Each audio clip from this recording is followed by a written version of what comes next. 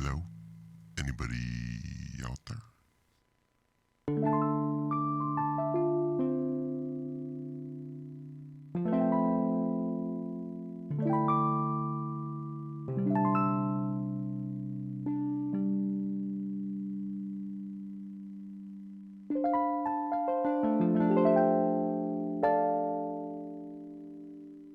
Looks like we got a couple people. What's happening?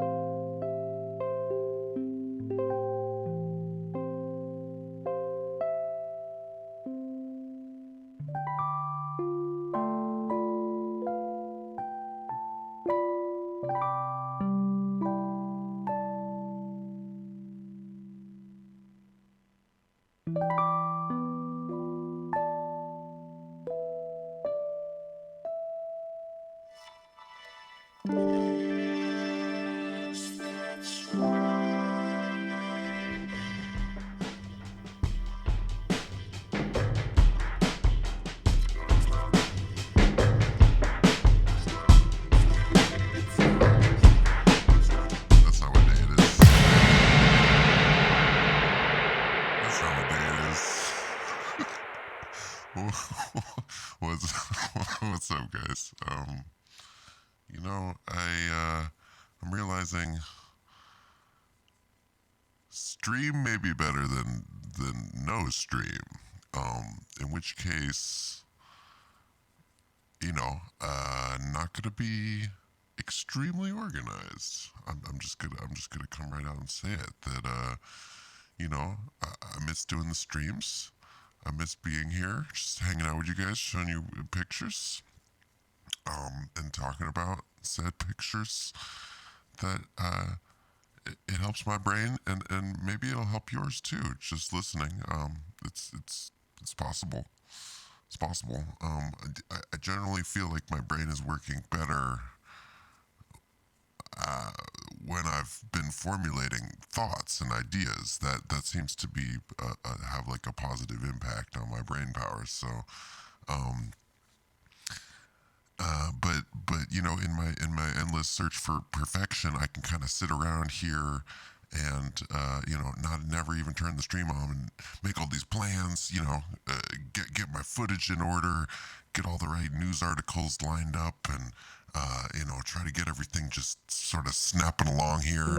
Got my keyboards going, and then the streaming never actually happens. It just sort of plays through in my mind, and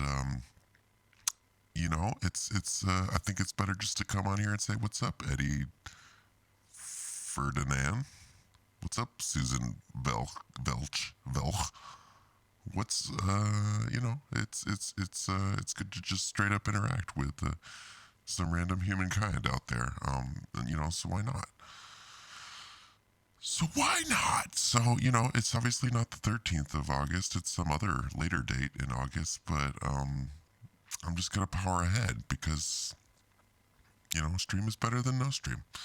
So I just wanted to let these images ride here for a second. This is my return flight back to America, and you can just sort of see the sky. I think these actually not that bad images taken out of the window. Really gives you a sense of what it's like to be up at 30,000 feet. And because we're not super organized here, we're going to switch directly to some other local images from Europe. Nondescript European landscape. And, who knows what the next video may be that shows up. It's really honestly hard to tell. I'm not sure even. Maybe it's going to be something I'm really not supposed to show. or maybe it will just be, out of the bus window. I was in Copenhagen, and it's just unbelievably beautiful there. I think if we pause it here for a second, can you see this tower?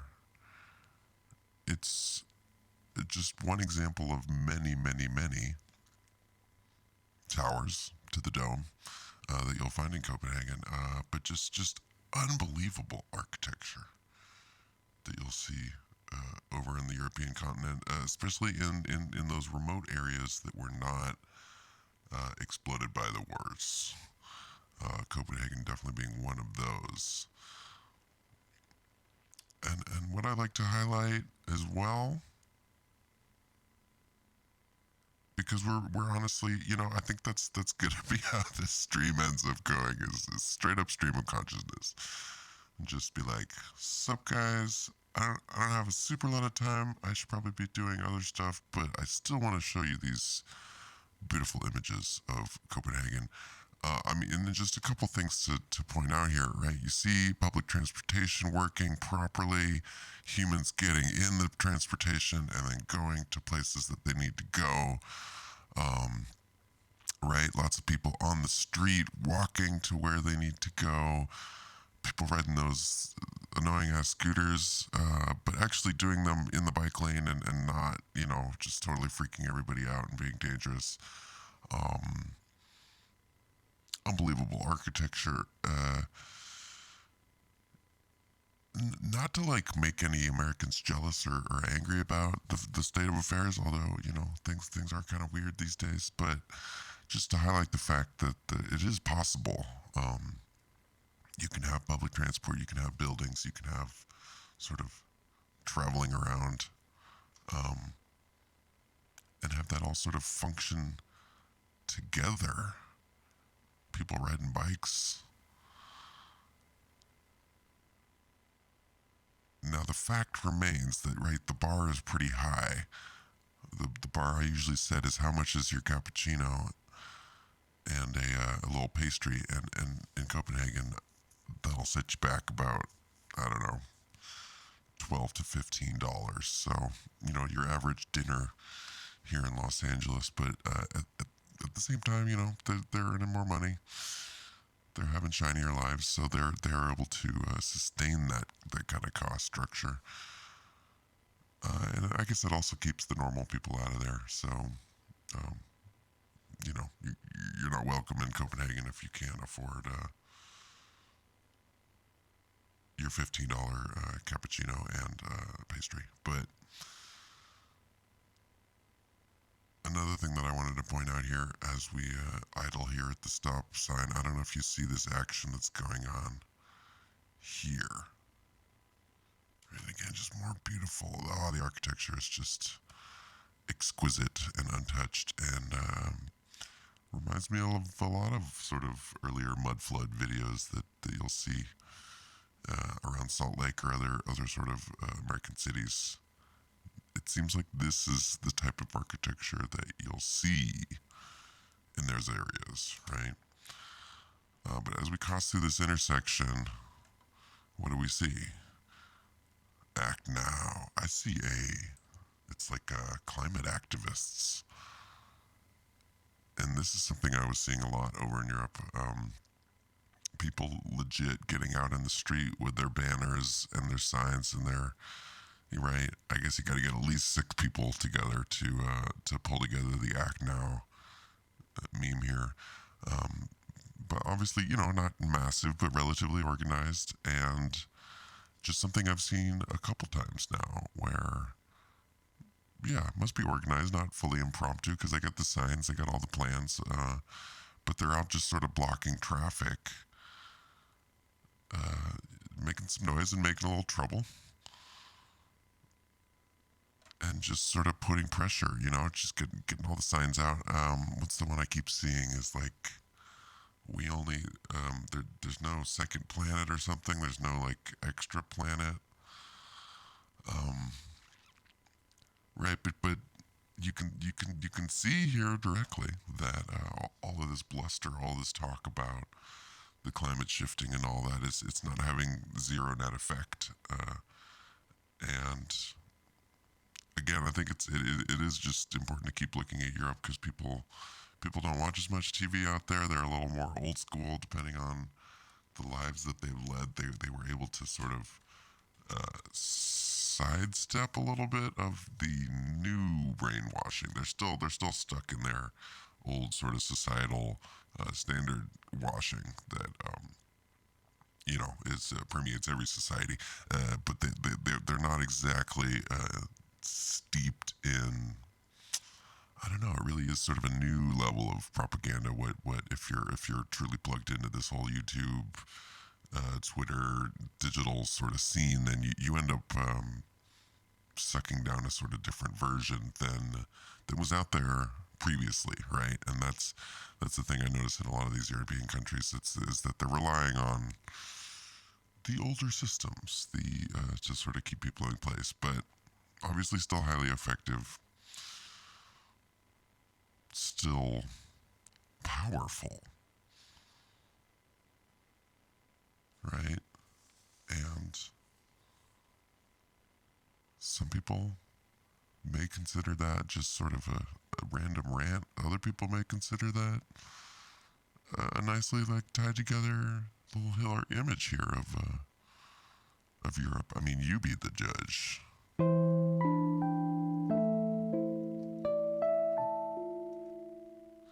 Right, that's the end of that video. What I did want to get into, because this stream is titled that. Let me just let me show the intro. Oh, tight. Still got my graphics going. And all these. My knobs are working still, too. I'm gonna have to pack this whole system up and bring it along with me because it works pretty well, actually. I like to be able to just switch back and forth occasionally and have that working out. That's. I mean, I can't actually hear it because otherwise I wouldn't be able to talk, but I'll catch it on the replay. I don't, you know what I'm saying? I put in the link in the description. You know that thing that YouTube people say, check the description box. I figured out a way, because I use Pocket, which is a nice way to, just remember what I'm actually thinking about, because that's sort of how this whole thing works. I recognize stuff and see it in the cracks, and I try to save it and vaguely remember what I was actually talking about or wanted to talk about, and then maybe I can bring it up here on the show. Because that's just the nature of reality these days. Things are just flying past at like warp speed. And you're basically encouraged not to critically analyze or think about things. You're supposed to just take it in and move on to the next one without really thinking about it too much. What's up, Murphy's Law? Looks like we got some people coming back. I appreciate your patience, guys. You know that it's been a little bit, but you didn't completely give up on me, and I just it's good to be here. That's all I'm saying. Just like Murphy's Law is saying. Where am I tangenting here right now? In the description box, in the first line, you'll see this link for Get Pocket and a big stream of random things. Right? That's you can see that in my menu bar as well. This is when I actually jump through some hoops and I can recommend articles. And this is an open address here. So if anybody wants to follow along, you can check that link or whatever. Yeah, what's up, Murphy's Law? What's up, Veronica Bartolini? I am actually back in the States just for 5 seconds. I'm using the voice changer, so you probably can't notice that my voice is messed up. I got pretty sick when I returned flighted from the European continent. I was, I don't want to get too specific, but I was spending a lot of time in Germany and then other surrounding European countries. I got some images here from Copenhagen and my travels as well. And yes, indeed, I am okay. I have I've accepted a position that is sort of a leadership position I guess you would say an important position, a job where it's sort of all up to me to do a lot of things. And again, don't want to get too specific. It's art related, but no, I don't have Ebola. I hope so too that I don't have Ebola. Although it's possible. I could have got it from the plane. It's definitely possible. Yeah, so I appreciate the Veronica. It's exciting to have a new job and have an important job, something that's moving me forward in the normcore life. And there's lots of, I guess, things that I want to do out there in the real world. But this nagging feeling always comes back that like, hey, what's going on in the truth land, right? What can I get some dissenting opinions on this Greenland thing, because it's like you read stuff and you read what you're supposed to think about stuff like this, and but then I sort of want to talk to somebody, that won't just be like, yeah, Trump's an idiot. That guy's so stupid, right? You can't buy Greenland. That's not what you do. Obviously, it's not for sale, right, guys? Like, you don't sell Greenland. Um, yeah, Greenland's not for sale. And in passing conversations, right, in meetings, at dinners, and so this is more than once. This is not just a passing random tweet. He's asked people over and over again, right? Talk about the abundant resources and geopolitical importance. I think honestly, what this may have to, right, because it's been there for a second here. I think what this more has to do with is,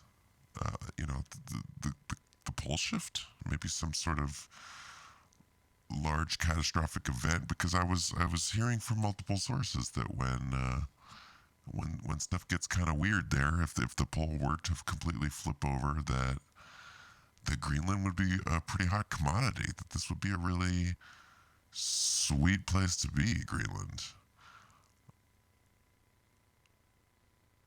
That all the ice would sort of melt off, right? It has a lot of resources and minerals, so especially if that annoying ice was not there, that would be super helpful probably to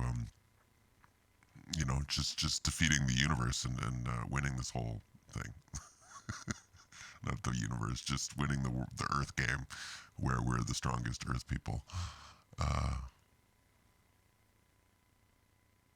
and here's an interesting. I sort of want to watch this video about why all maps are wrong. Thank you, Vox, because I sort of knew that myself from other sources, but I'd be interested to see what you have to say about this, Mr. Vox. Yeah, and I definitely do want to now look a little bit more into Greenland. That's the thing that all these little joke stories make me want to do all the time. If they're joking about Greenland, it's not a joke. There has to be a deeper layer there to that. Whether it's just a global strategic sort of question, whether we need to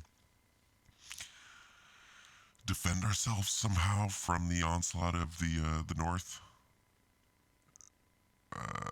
When the toroid opens and those I guess Game of Thrones style zombies start coming out of the toroid, then I guess Greenland's going to be the first line of defense.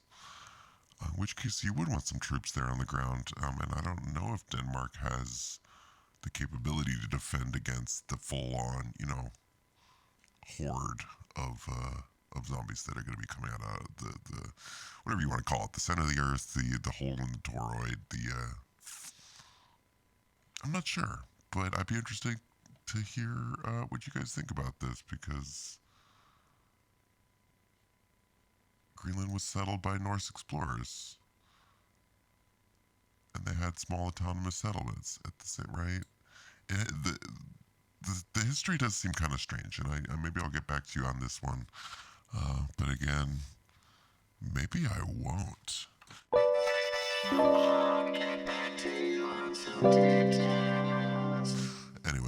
I want to look at some other articles.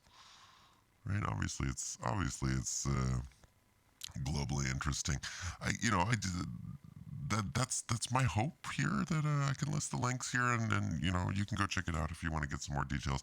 I just thought this video was pretty interesting about it's more mainstream, main core sort of article or YouTube video here, but talking about how they had this iron, this amazingly beautifully smelted iron that they found in these daggers that it's like it doesn't rust, it doesn't do anything, it doesn't get old, it stabs Game of Thrones style zombies coming out of the toroid like nobody's business, right? Like no big deal here. And it's in the pictures, it's in these old civilizations. We got some old guys talking about how cool this is, but the interesting premise from this whole video is that they think they didn't smelt this iron themselves because it was like sort of pre-Iron Age. They supposedly wouldn't have been able to figure that out, although as we know, there are advanced civilizations going back a long ways. So that's again why I thought this video was pretty interesting, because in the video they try to make it seem like this was an asteroid that fell to Earth, and that is the only possible explanation for them jumping the gun on the Iron Age and being able to smelt these sweet daggers and have them actually work.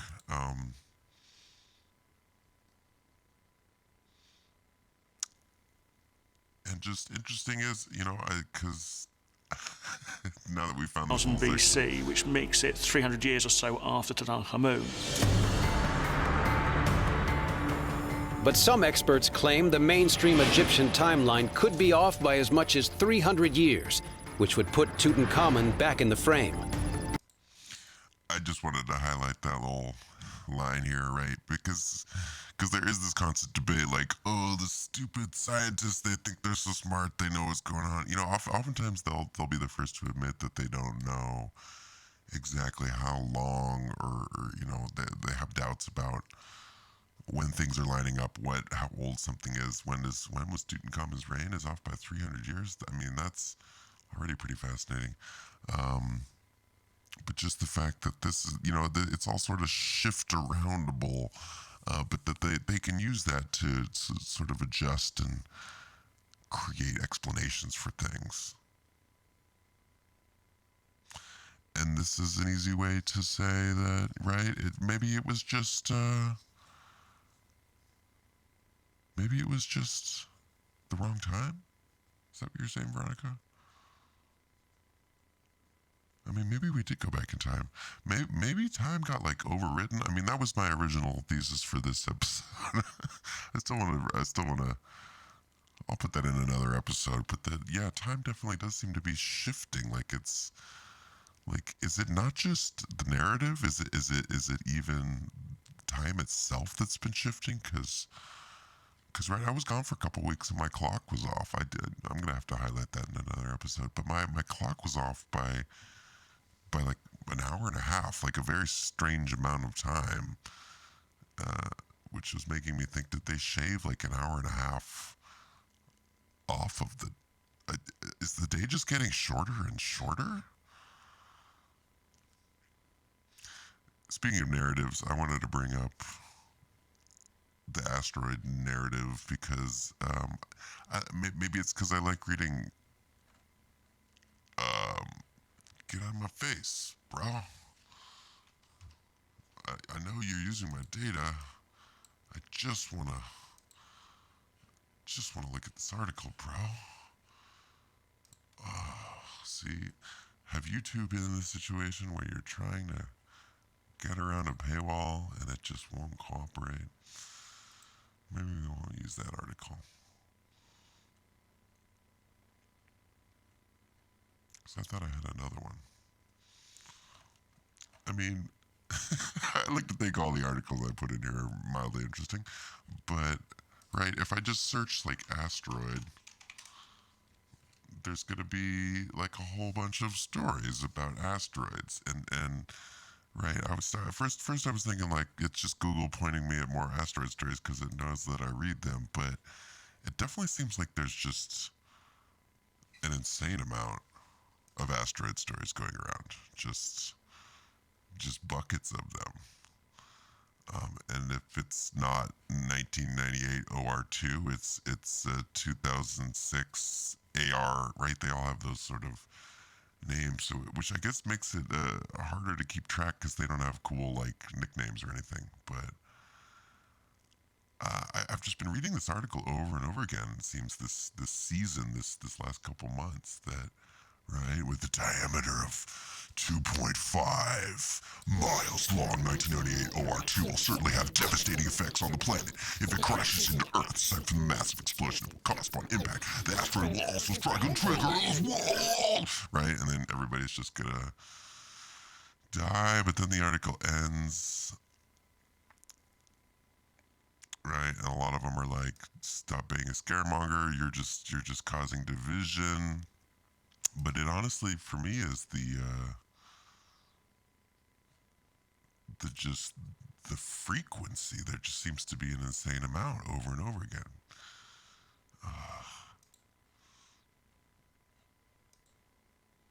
Day after day, and these are all from yesterday, right? And all the major publications. So it doesn't seem like maybe I'm imagining that. It seems like there's legit like a huge uptick in asteroid reporting because it's like so right. And Veronica says it's a lie. I can get behind that. um there's obviously something else going on up there, right? I think this would tie into that whole Jupiter flash. If you missed this one, that was also mildly interesting because maybe we're just entering this area. There's a lot of more activity going on up in the sky, or maybe space is fake. Although that would be hard to. I mean, if space is fake, it's like a lot of work to put all those different asteroids and other sort of issues up in there. Yeah, no, and I definitely agree. This is a huge distraction. This is not where we're supposed to be sending our energy. Maybe there's actually something more important going on in the background that we are not paying attention to. And then again, maybe dinosaurs had an advanced civilization. And the mud flood, whatever cataclysm happened was so powerful that it just scraped the entire surface of all of their advanced technology. Although I'd like to think somehow that, I don't know, what they always talk about plastic lasting forever. Like, don't you think advanced dinosaurs would have come up with petroleum products and plastics if they were that advanced? Because they yell at us all the time, make you feel bad for the plastic's going to be here for thousands of years and it's your fault. I know that's more of just sort of the guilt paradigm to keep us in, but on the other hand, what? I just find myself like trying to juggle, advanced civilizations, different species, Earth being round or a toroid or flat or one of those combinations of such.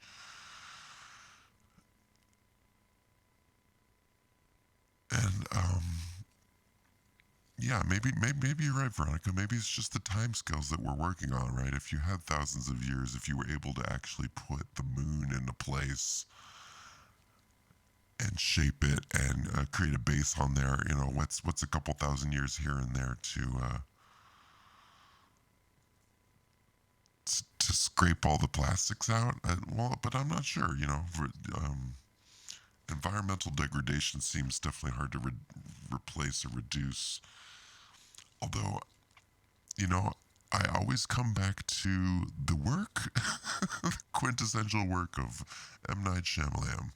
Shyamalama Ding Dong. M. Shalemovich, if you know who I'm talking about. I think a very important show is Wayward Pines because it sets them all up, right? That it gives them the premise that they're living in this small town and that's all that there ever was. And eventually they figure out that, right, human civilization sort of melted down a long time ago, that everybody in the town was cryogenically frozen and just sort of placed in the town,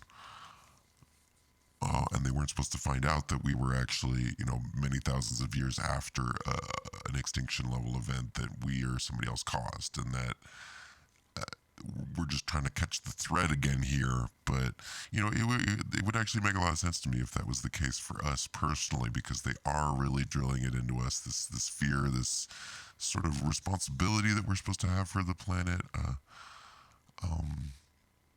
right? An awareness of the fragility of our situation. That seems to be key these days. So maybe, just maybe, we are that, like, thought out, ready to get going again here after a major cataclysm, and they just want to make sure that we don't do it again ourselves, right? Because from everything that I've heard, that this is not something, we're not the ones destroying the climate. That's just part of the natural cycles, plus any sort of advanced spraying, trailing that they may be doing up there. Because it definitely feels hot. It gets really, it's good. The weather's really, honestly, very strange all over the world, everywhere that I've been, and that's hard to discount. But it's also possible to just put stuff in the sky and make it hot for that day. That is not super complicated.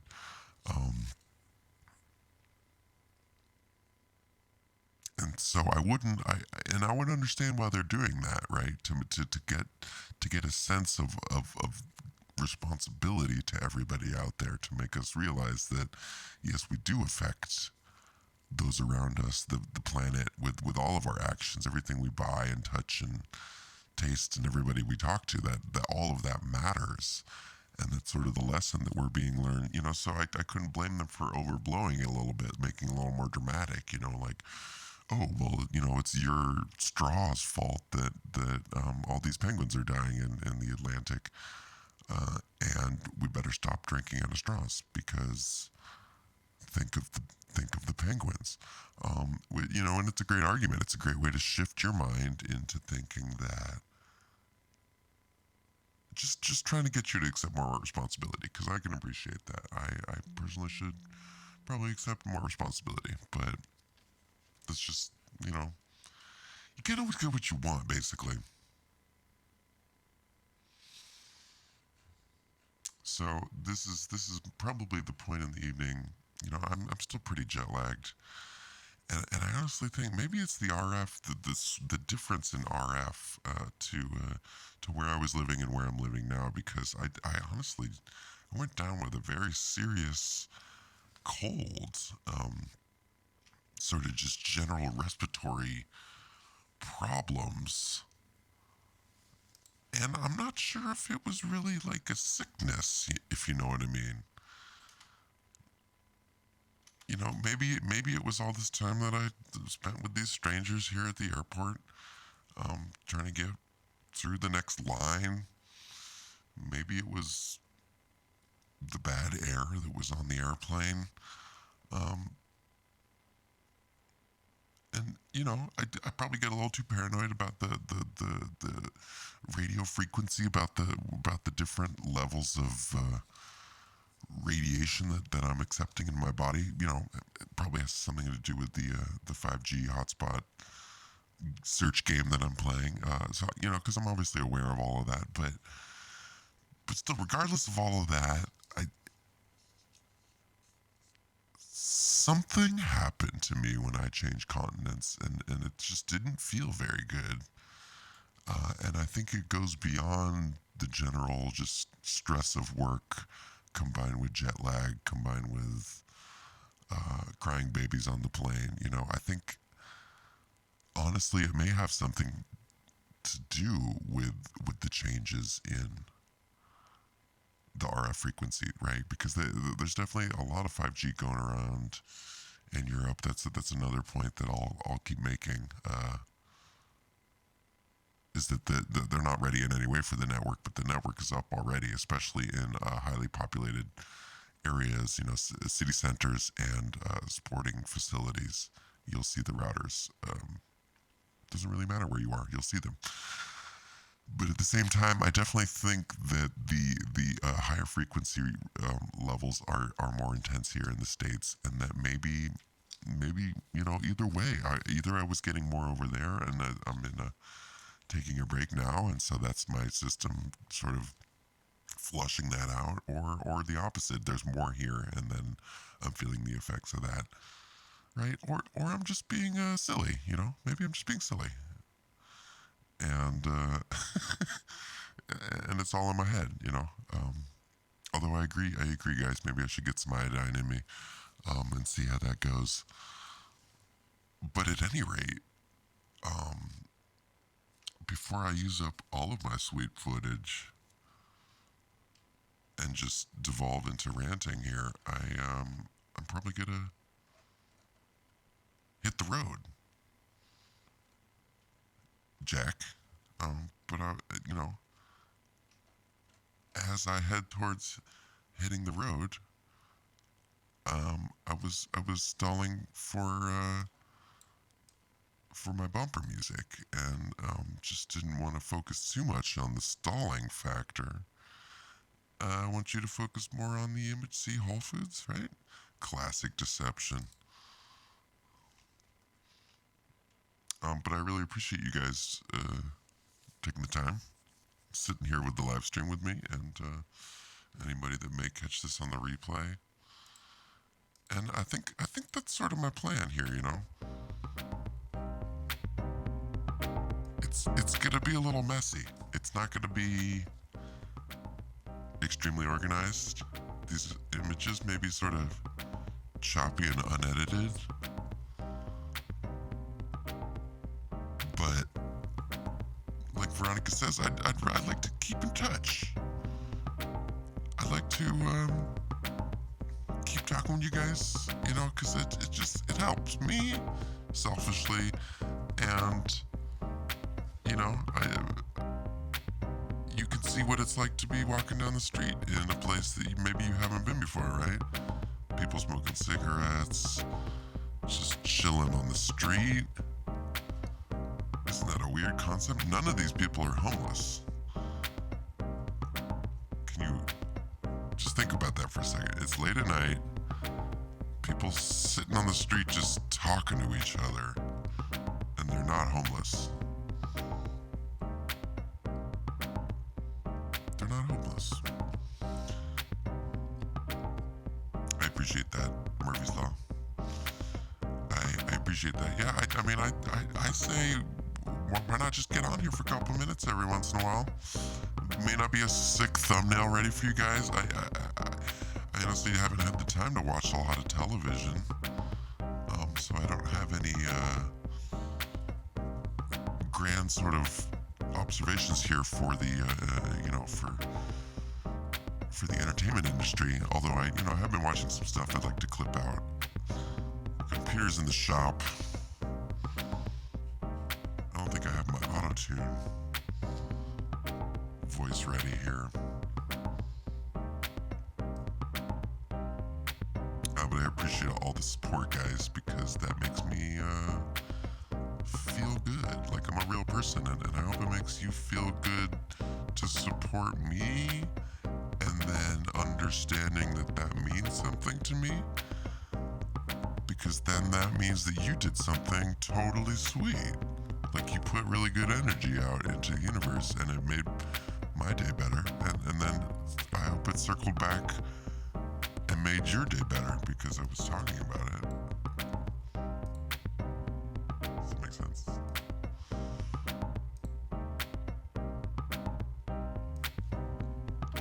Is this the auto-tune? Is it on the right frequency? Are we getting the auto-tune correct? I guess I'll see you guys